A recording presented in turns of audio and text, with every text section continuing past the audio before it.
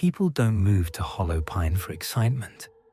They come to disappear, into silence, into trees, into nothing. Lydia Sanders was no different. A newly divorced art teacher with tired eyes and a taste for isolation. Her house sat at the edge of the forest. Small, cheap, just enough space to breathe without being seen. The mailbox leaned like it wanted to fall.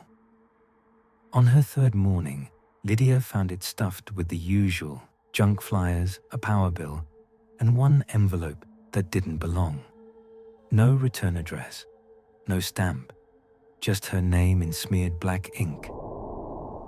She opened it slowly. The paper was soft, like it had soaked in something damp. 6 words, handwritten with trembling lines. Don't stay past dusk. He's watching. No signature, no date, just the message. Lydia exhaled sharply. Nervous laugh. Probably kids. This town had nothing better to do than scare newcomers. Still, something about the ink. It bled into the page, like the writer's hand had been shaking, badly. She glanced at the woods behind the house. Tall pine trunks standing too still, too quiet. Back inside, she didn't throw the letter away. She tucked it into the drawer near the sink, beneath the leftover batteries and dull scissors. That night, as the last of the light drained from the sky and the woods darkened into shadow, Lydia walked the house, room to room, turning on every lamp.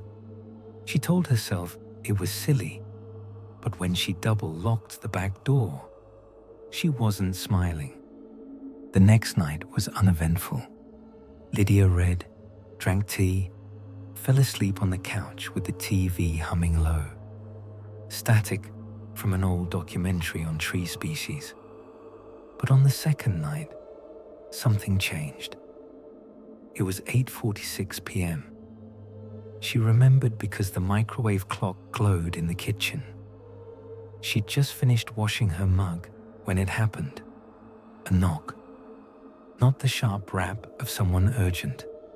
No, this was softer, slower. It didn't come from the front door. It came from the back window, the one facing the woods. Lydia froze. The house was dead quiet now. She looked toward the living room. Nothing. Then toward the back of the house. That window was closed, blinds drawn. No one should be there. Another knock, more deliberate. Closer now. She stepped lightly toward the hallway, heart thumping just a little faster. Didn't turn on the lights, didn't say a word. Just reached for the curtain edge near the back door and pulled it back slowly. Nothing, just trees, tall, dark, unmoving. She exhaled, almost smiled, almost. And then she noticed something. Not outside, inside. The window, bottom corner, fogged. Someone had breathed on it, but she lived alone. Lydia backed away slowly, closed the curtain, turned and walked into the living room. This time, she didn't sleep on the couch. She slept with the lights on. And the letter, it wasn't in the drawer anymore.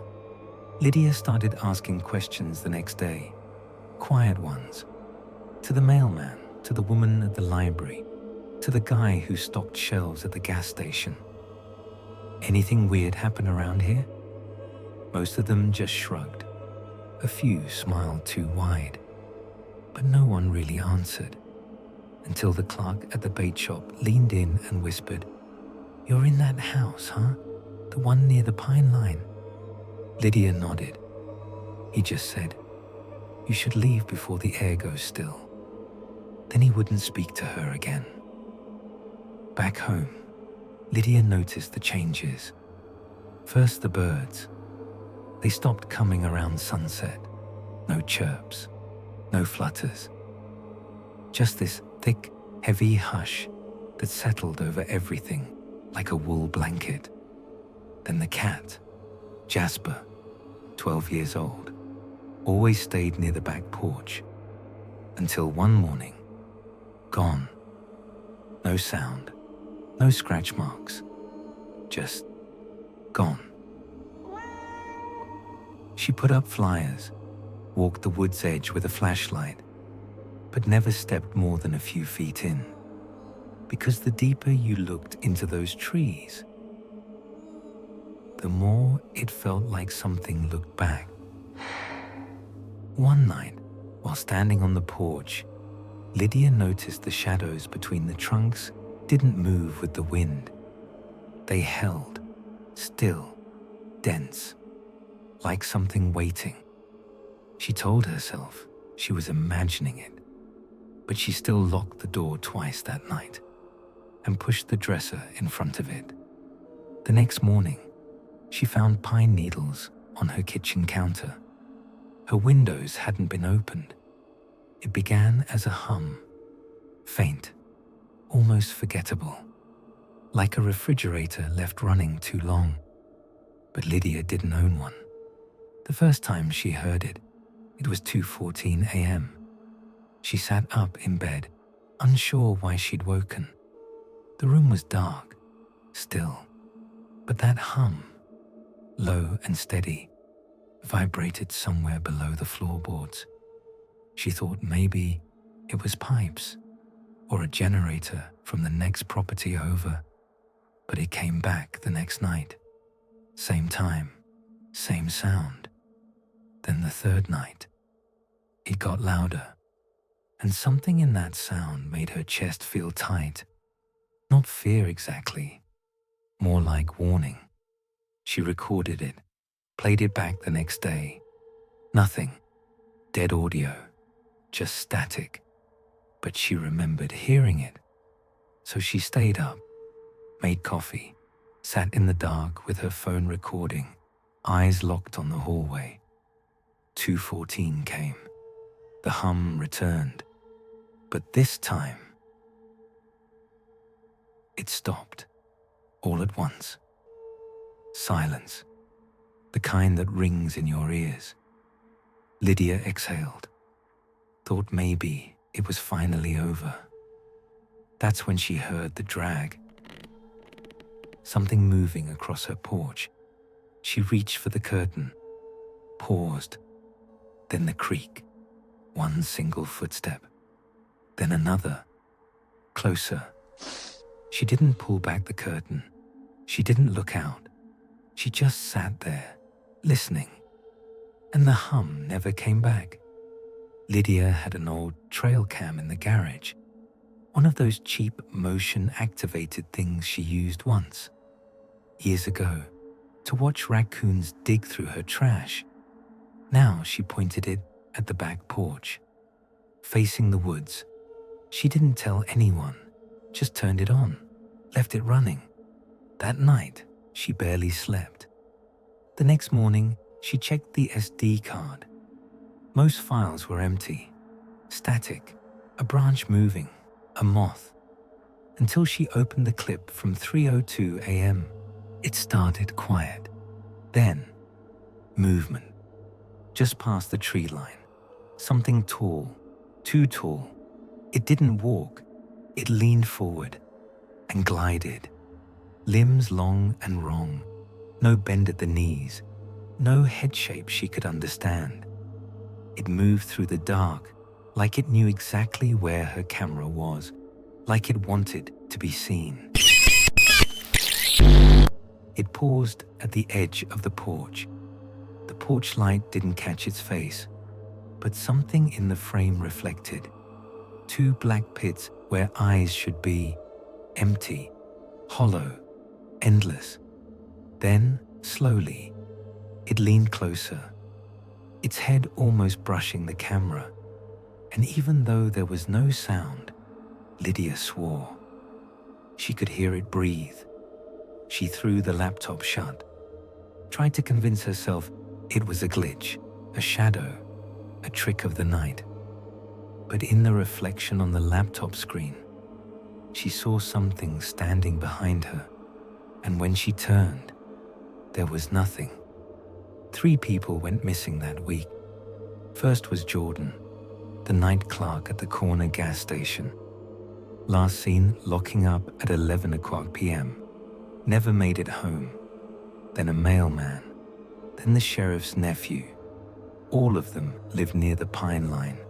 All of them vanished without a sound. The town stopped talking.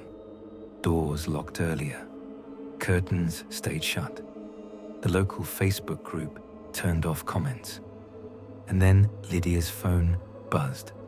A voicemail from Sheriff Kyle Mercer, just 5 seconds long. Don't trust the shadows. Don't trust your... The message cut out. She played it again and again, always stopping at the same moment. But on the 4th playback, there was a whisper just behind his voice. It said her name. Lydia. She dropped the phone. Later that night, she walked into the kitchen and saw muddy footprints. Not boot prints, bare, elongated. Like something had too many toes and not enough shape. They started at the back door and ended right under the window where she slept. She moved her bed into the hallway that night. No windows, no mirrors, just walls. Still, around 2:14 a.m., she heard something exhale right above her. It happened just after sunrise. Lydia was in bed, curtains drawn, deadbolt locked, and yet she saw herself walking across the front yard. She froze. It wasn't a reflection. She was inside, wrapped in blankets, barefoot. But out there, on the grass, was her. Same hoodie, same jeans, same limp in the left foot from an old fracture. The figure didn't look at the house, just passed slowly by the window and vanished into the woods. Lydia didn't follow. She didn't even breathe, but her phone buzzed. 12 new voicemails, all from her own number. She pressed play. Each message began with static, then laughter. Not hers, not quite. It was trying to be her, but something was off. The rhythm, the breathing, the way it paused too long between words. Why are you still here? The 7th voicemail was just her voice whispering, "Open the door." The 12th was a scream. Not panicked, not afraid, just wrong. Like something with too many teeth trying to learn how to be human. Lydia deleted them all, threw the phone in the sink. But the next morning, it had moved back to her nightstand, and it was unlocked. It rang at 3:17 a.m. Lydia hadn't been sleeping. She hadn't really slept in days. The phone lit up, screen blank. No number, no caller ID, just unknown. She let it ring twice, then answered. No sound, just quiet, but not silence, not really. There was breathing on the other end, wet, close, steady. Lydia whispered, "Who is this?" The voice that answered was hers. "He's not outside. He's inside now." Lydia's spine locked up. The room around her felt smaller, thicker. She didn't hang up, couldn't. Her own voice, that copy, kept speaking, not fast, not threatening, just listing things. Back door, hall light, junk drawer, pine needles. You shouldn't have watched the video. Then silence. 6 minutes of silence and breathing. When she finally hung up, the phone wouldn't turn off. It just stayed on, stuck on the call screen. Timer frozen at 06:06. She pulled the battery. It still glowed. She left the house that night. Keys, bag, flashlight. But halfway down the driveway, she saw it. Her own face, watching from the attic window, smiling. Lydia stopped trusting time. She'd blink and hours would vanish. She'd light a candle and find it melted to the base in minutes. One morning, she woke up standing, barefoot, in the hallway, facing the bathroom mirror. But she didn't remember getting up, didn't remember unlocking the door. And worse, her reflection was smiling. She wasn't. She lifted her hand. The mirror lifted back, but slower. A half second too late, a half second off. Her reflection blinked when she didn't. She whispered, "Who are you?" And the thing in the mirror said, "You." She stumbled back, knocked over a lamp. The light flickered, and for just a moment, the mirror rippled, like water, like skin. That night, she covered every mirror in the house with towels, blankets, duct tape. Still, at 3 a.m., she heard scratching from under the mirror. Not behind it, not on it, under. She pressed her ear to the tile, held her breath. The voice whispered her name again, not like it wanted her attention, like it already had it, like it was calling itself home. This is the last thing Lydia ever recorded. Found days later. Audio only, no video. The tape runs for 3 minutes and 17 seconds.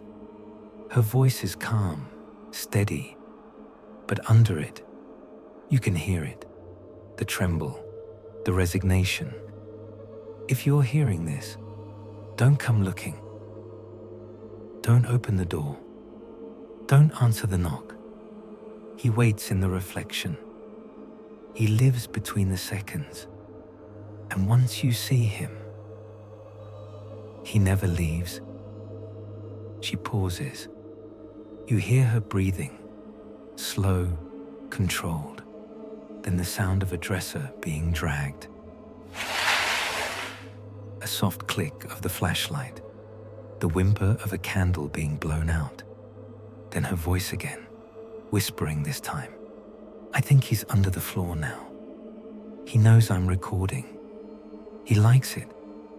He learns through sound. Then, silence. But not real silence. You hear one last sound. And something dragging downward. The last second of the recording is just this. A voice, not hers, not quite human, right next to the mic. Come see. Come see. The tape ends, but the hallway remains empty. Only the vent cover still swaying.